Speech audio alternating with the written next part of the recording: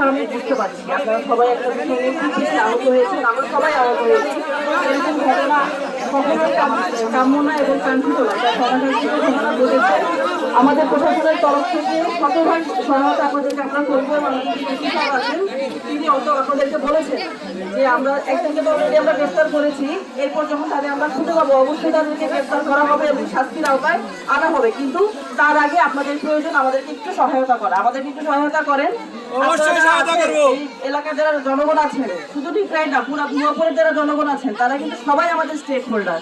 জনগণকে ছাড়া কিন্তু আমরা কোনো কাজ করতে পারি না। আমরা আছি জনগণের সেবা করার জন্য এবং আমাদের প্রত্যেকটা কাজ তাদের সহায়তা ছাড়া আমরা করতে পারি না, যে কোনো কাজই। তো আপনারা আমাদেরকে একটু সহায়তা করেন। আপনারা মানববন্ধন করেছেন, বুঝতে পারছি আপনাদের মনে কষ্ট আছে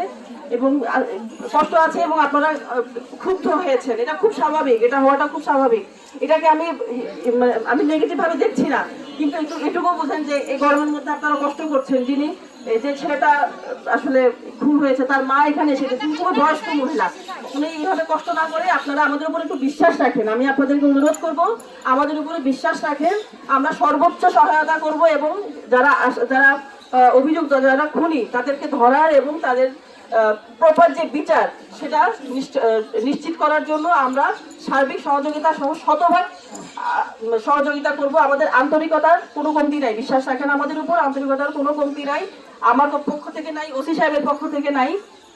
প্রশাসন খুব বেশি মানে কি বলবো আমরা খুব বেশি আন্তরিক এবং একই সাথে আমরা সহযোগিতাপূর্ণ মনোভাব নিয়ে আছি। শুধু আমরা যদি ট্রেস করতে পারি বা ট্রেস করা যায় সেক্ষেত্রে কিন্তু ব্যবস্থা আমরা নিব। তো একটু আমি অনুরোধ করবো আপনাদের কাছে, আপনারা এখান থেকে আপনাদের ক্ষোভের বিষয়টা আমরা বুঝতে পারছি, আপনারা এই যার যার বাসায় চলে যান এবং আমাদের উপর একটু বিশ্বাস রাখেন। আর যখন আমাদেরকে যে সহায়তা দিতে পারেন, আপনারা যখন যেই তথ্য দিয়ে আমাদেরকে সহযোগিতা করতে পারেন সেভাবে করেন। ধন্যবাদ। আশা করছি আপনারা আমার কথাটাকে বিশ্বাস করবেন, আমাদের উপর বিশ্বাস স্থাপন করবেন, প্রশাসনের উপর বিশ্বাস স্থাপন করে আমাদেরকে আমাদের কাজটা করতে দেবেন। ধন্যবাদ। আজকের এই মানববন্ধনের যে উদ্দেশ্য নিয়ে আপনারা মানববন্ধন করতেছে, আমি আশা করব এত লোক আপনারা এই মানববন্ধন করতেছে, আপনারা যদি আমাকে বিন্দু মাত্র সহায়তা করেন, এই আসামিরা বাংলাদেশ যে কোনো প্রান্তে থাকুক আমরা ধরিয়ে নেব। আপনারা আমার মনে হয় যদি সবাই থাকে,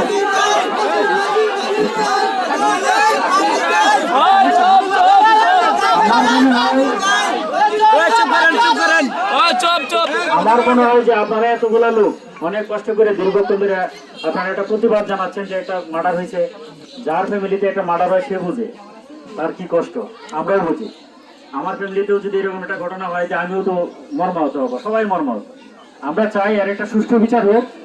সবাই আমাকে সহায়তা করেন, আসামি কে কোথায় আছে তথ্য দিয়ে আমাকে সহায়তা করেন। আমি দেওয়ার চেষ্টা করবো। আসামি যে দেশে থাকুক, যেখানেই থাকুক, আমি ধরার জন্য আমি তৎপর আছি। আমাকে আপনারা তথ্য দেন। আপনাদের কাছে অনুরোধ, আপনারা আমাকে তথ্য দিয়ে সহায়তা করেন।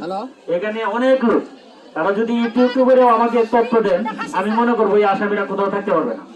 ঠিক আছে, আমাকে তথ্য দিয়ে সহায়তা করেন। আমি আপনাদেরকে ওয়াদা দিলাম, আমি এটা সর্বোচ্চ ব্যবস্থা নিব। ধন্যবাদ সবাই।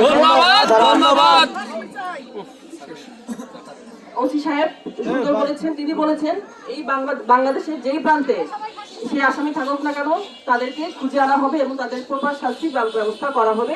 তাই আপনাদের কাছে আন্তরিকভাবে আমি অনুরোধ জানাচ্ছি, মানববন্ধনটা প্রত্যাহার করেন। আপনারা যার যার ঘরে ফিরে যান এবং যতটা সম্ভব তথ্য দিয়ে আমাদেরকে সহায়তা করেন। প্রশাসনের উপর বিশ্বাস রাখেন, আপনার এন্ড থেকে তথ্য দিয়ে আমাদেরকে সহায়তা করেন। আমরা অবশ্যই আপনাদের সাথে আছি, অবশ্যই আছি এবং অবশ্যই আছি। ধন্যবাদ।